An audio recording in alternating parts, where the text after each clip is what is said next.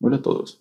Continuamos con el curso de sistemas dinámicos, en particular con la modelización de sistemas. En este caso vamos a tratar un aspecto muy importante dentro de los sistemas de control analógico. Se trata de los amplificadores operacionales.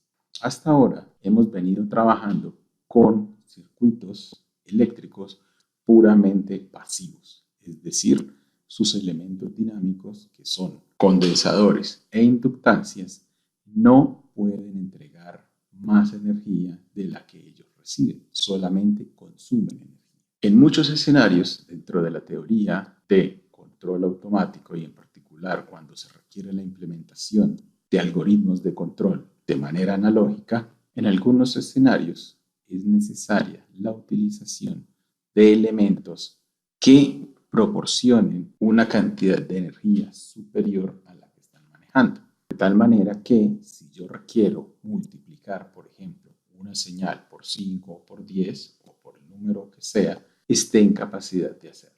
Esto se ve reflejado en la capacidad que tienen los circuitos con amplificadores operacionales de proporcionar ganancias superiores a 1.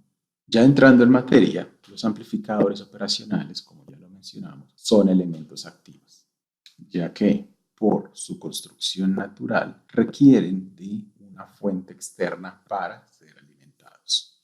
Por otro lado, como ya lo mencionaba, normalmente se utilizan para la implementación de filtros activos y controladores analógicos.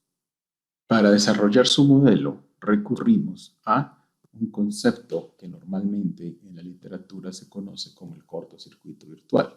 El concepto del cortocircuito virtual es muy interesante, ya que parece contradecir lo que normalmente conocemos de los circuitos. Cuando nosotros hablamos del cortocircuito virtual, estamos hablando que la corriente entre los terminales de entrada del amplificador operacional es nula, lo que correspondería normalmente a un circuito abierto. La diferencia radica es que al mismo tiempo el cortocircuito virtual hace que la diferencia de potencial entre los terminales del amplificador operacional, los terminales de entrada, también sea cero, lo cual correspondería a un cortocircuito.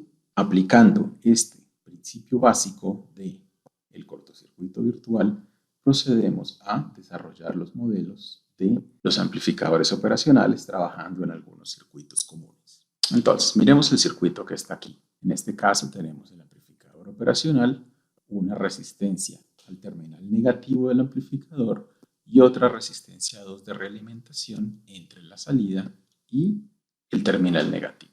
El terminal positivo está puesto a tierra. Entonces, ¿cómo procedemos con el modelo? Básicamente lo que hacemos es reemplazar el amplificador operacional por el modelo del cortocircuito virtual. Recordemos que aquí la corriente es nula y aquí entre V1 y V2 debería existir voltaje cero también. Entonces, podemos, por ejemplo, plantear un nodo en este punto.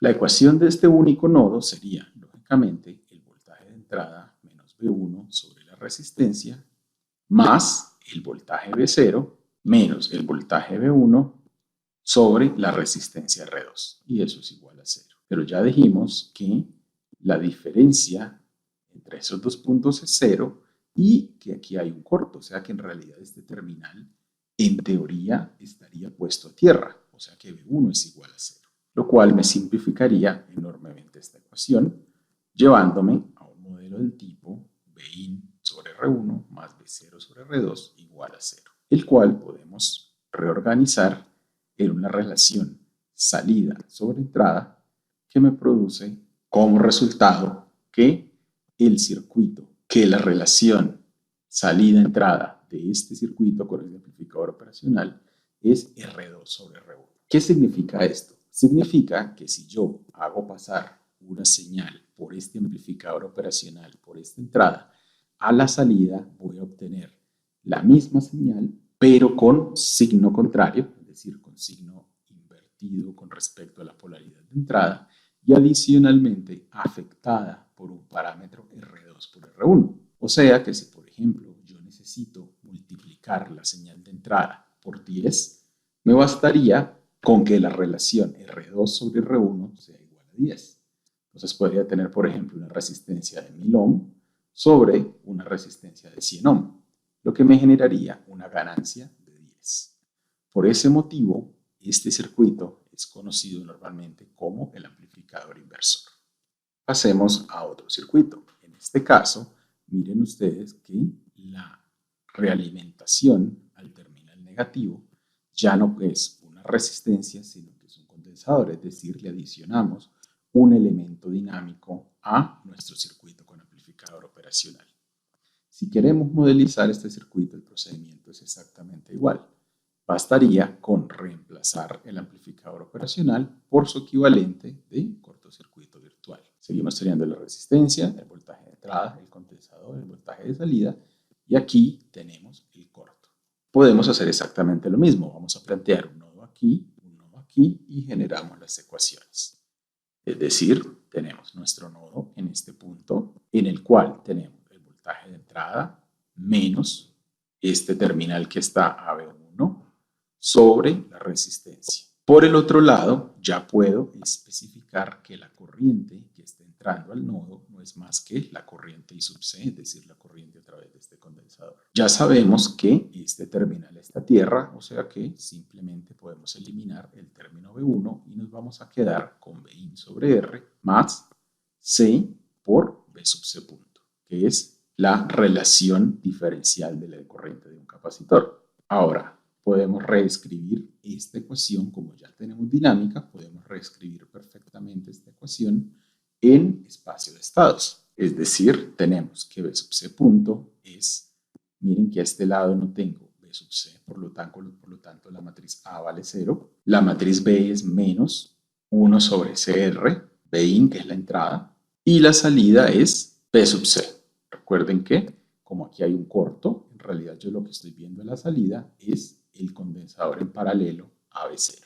¿Qué significa eso? Que el hecho de que yo no tenga ningún elemento en la matriz A significa que yo estoy integrando en cada instante la señal de entrada Bin, con la particularidad de que esa señal de entrada está viéndose afectada por un factor 1 sobre CR negativo, lo que significa que este circuito lo que hace es calcularme la integral de la señal que yo ponga aquí en la entrada de este circuito y adicionalmente lo va a amplificar o atenuar en un factor 1 sobre RC. Por ese motivo, este circuito normalmente es conocido como una acción integral o un integrador.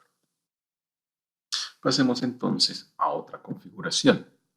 Noten ustedes que a diferencia del caso anterior, el condensador no se encuentra en el lazo de realimentación, sino que se encuentra en el canal de entrada al amplificador operacional. El proceso de modelado es idéntico, es decir, podemos definir un punto común aquí, un nodo, y generamos las ecuaciones a partir de ello.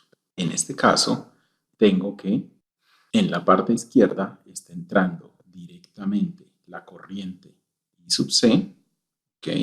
Y adicionalmente le voy a sumar la diferencia entre B1, B0 menos B1 sobre la resistencia. B1 ya sabemos que vale 0 porque aquí hay un corto y esta ecuación es igual a 0 como todas las mallas. Si reemplazamos el valor de I sub C por su versión diferencial, lo que tenemos es C por B sub C punto más B sub 0 sobre R. El paso siguiente es analizar cómo relaciono la señal de entrada que todavía no me está apareciendo en mi ecuación diferencial. Recuerden que en este caso estamos definiendo claramente una señal de entrada y una señal de salida. Por lo tanto, mi señal de entrada tiene que aparecer en mi ecuación diferencial.